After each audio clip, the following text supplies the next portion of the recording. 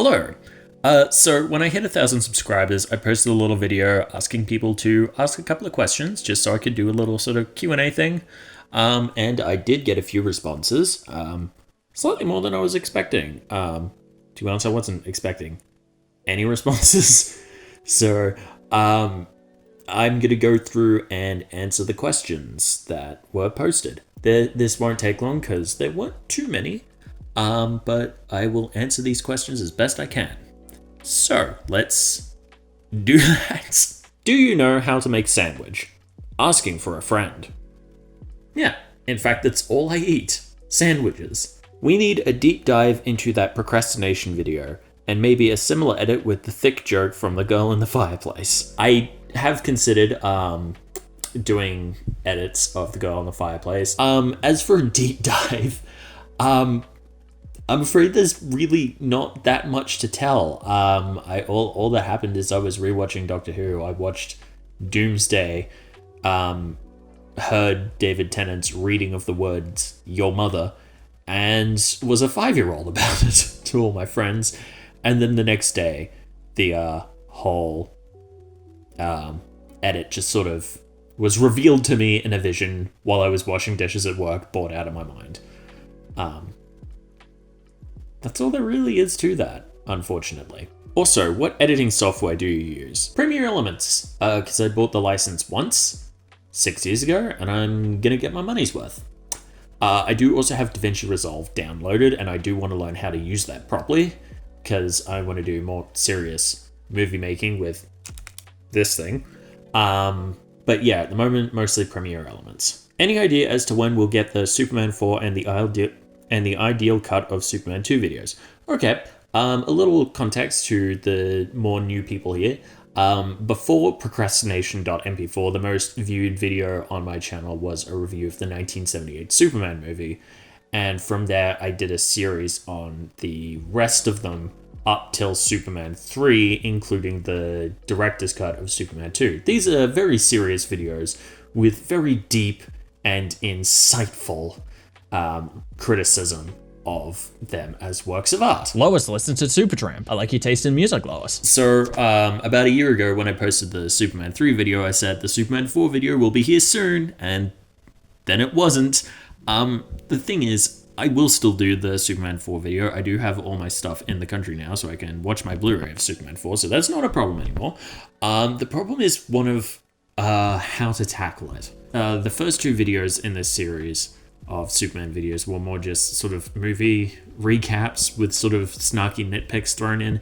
It's not a form of criticism I identify with anymore, and I want to do better work than that. And so that's one factor that's sort of like in the way of me figuring out how to write Superman 4 video.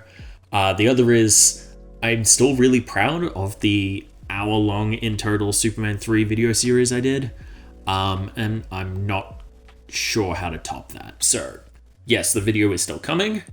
I just don't know what to do with it yet. And on the ideal cut of Superman 2 video, my old computer died spectacularly. I lost the editing file that ideal cut was in. So if I'm going to do that, I'm going to have to start from scratch. The general answer is this year, I hope. If you could pick one previous video for new subs to watch, which one would it be? There are a few answers to this, because there are a few videos I'm really proud of that don't get nearly as many views as, say, the Superman videos or procrastination.mp4. To date, still, my favorite video I've ever posted is probably my review of My Dress Up Darling. It's not a show I think about much, but for some reason, I was just on fire when I was writing that video. It's got my best joke to media analysis balance. Some of the jokes in it I still think are really funny. A couple of them I threw in entirely for my own entertainment, I'll be honest with you.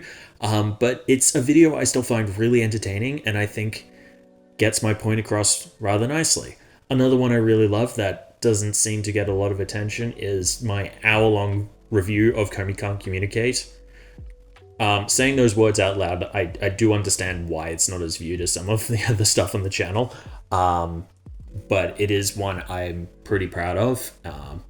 and would like people to see. There is also a video essay about Solaris and a little sort of deep dive into the Beatles stereo mixes. Those are also a couple of things I really like. I think those are videos I'd like people to see so they have an idea of the sort of width of stuff I cover on this channel. Is that a good answer to that? I hope so. Dog person or cat person, or favorite animal?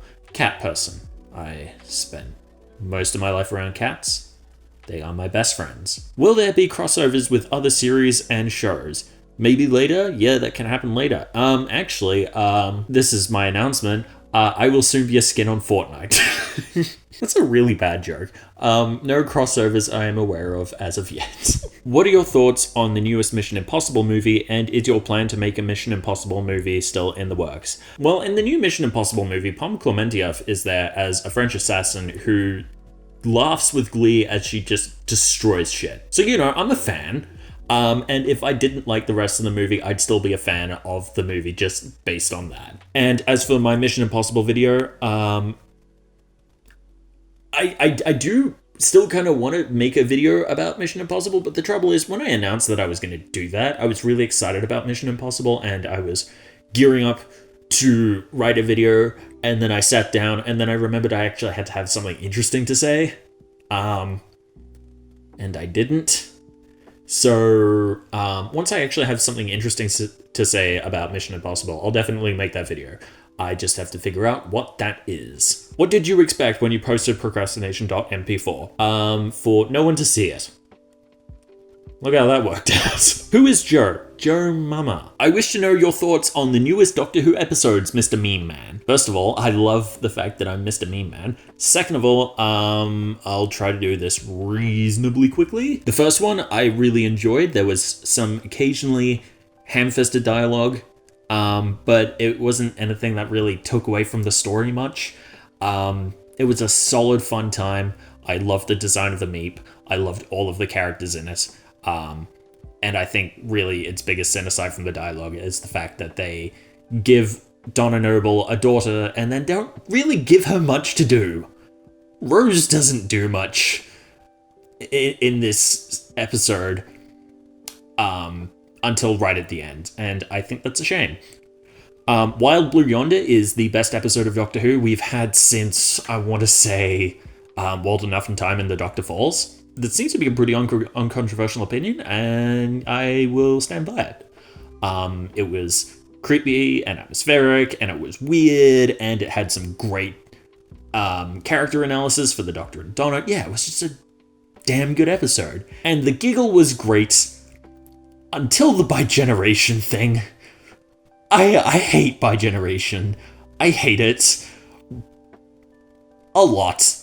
But that hasn't affected my excitement for Shooty Gatwa's first season, and I'm really looking forward to The Church on Ruby Road this Christmas. I think that's as quickly as I can do that. If you want me to get more into detail on those, I could do a video on that at some point too, and chuck in The Church on Ruby Road, because by the time I get around to this, that will be out. And that's it for all the questions. I would definitely like to do this again. At some point in the future. I don't know what milestone for, 5,000 subs, 10,000 subs. Once again, thank you to everyone who subscribed, and I hope to keep putting out content that you guys like, and content that I like, and that we will continue to grow. Thank you. Have a good day.